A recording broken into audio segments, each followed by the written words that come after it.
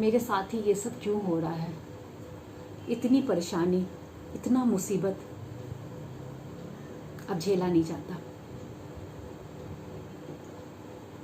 अक्सर हमारे साथ ऐसा होता है ना कि लगता है कि जिंदगी बिल्कुल अंधकार में डूब गई है और कोई भी सहारा नहीं है। अक्सर हम गिव अप करने का सोच लेते हैं, है ना। एकता टॉक्स में एक छोटी सी कहानी आप सबके साथ। There was a guy in his early 30s। कुछ सालों के मेहनत और इंतज़ार के बाद आखिरकार उसे उसका ड्रीम जॉब मिलता है। He was quite happy and excited. वो अपने माता पिता का आशीर्वाद लेकर फ्लाइट पकड़ता है अपने ड्रीम जॉब, अपने फ्यूचर की तरफ जाने के लिए। फ्लाइट पर बैठने के बाद भी उसका पूरा कंसंट्रेशन, उसकी पूरी सोच, उसकी पूरी एनर्जी उसके फ्यूचर के प्लान बुनने में लगी हुई थी। वो इतना खुश था, इतना एक्साइटेड था कि उसने एक बार भी नहीं ध्यान दिया कि उसके को पैसेंजर्स कौन से हैं, उसके बगल के सीट पे कौन बैठा हुआ है। He was just smiling, happy, confident, और वो फ्लाइट के लैंडिंग का इंतजार कर रहा था। कुछ देर बाद ही ऐसा लगा कि किसी ने जबरदस्ती उसे सपनों की दुनिया से बाहर निकाल दिया है। और वो आसपास देखता है, ये क्या, सारे पैसेंजर्स चीख रहे हैं, चिल्ला रहे हैं, ऊपर से सामान गिर रहा है। Actually there was a violent turbulence in the flight. उसका फ्लाइट सूखे पत्तों की तरह इधर से उधर उड़ रहा था। कभी भी उसका फ्लाइट क्रैश कर सकता था। कुछ देर में ही उसे लगा कि उसके सारे सपने टूट गए।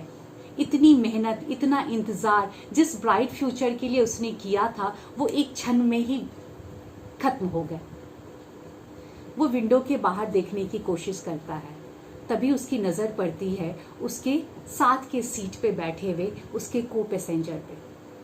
वो एक 12 से 13 साल की लड़की थी।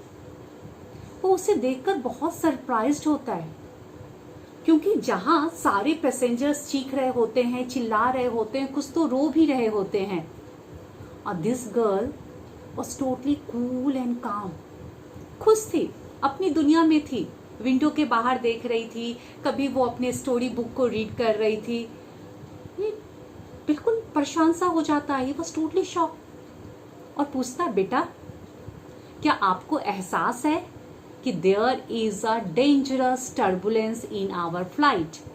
आसपास में आप देखो, फ्लाइट में सारे लोग चीख रहे हैं, चिल्ला रहे हैं, कितने लोग तो इंजर्ड हो गए हैं, और आपको डर नहीं लग रहा। वो लड़की इस जेंटलमैन की तरफ देखती है, स्माइल करती है और बोलती है, नो अंकल, और फिर विंडो के बाहर देखने लगती है खुले आसमान को।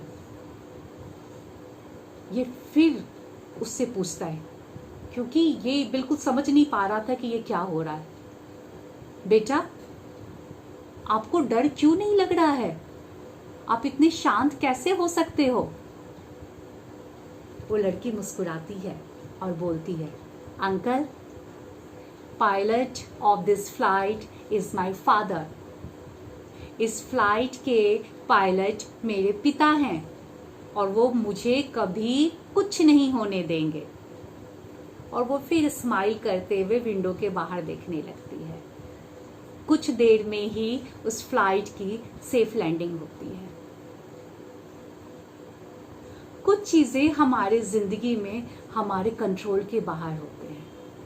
हाँ, व्हेन देयर इज टर्बुलेंस, हमें सीट बेल्ट तो लगाना होगा, वो हमारा कर्म है, कर्म तो करना ही होगा।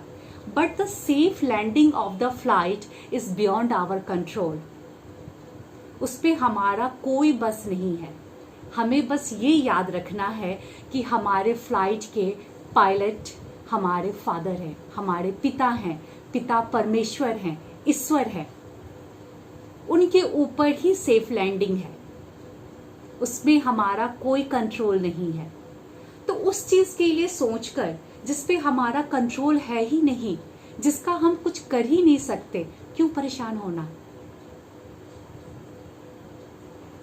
We may never understand his wisdom, but we simply have to trust his way.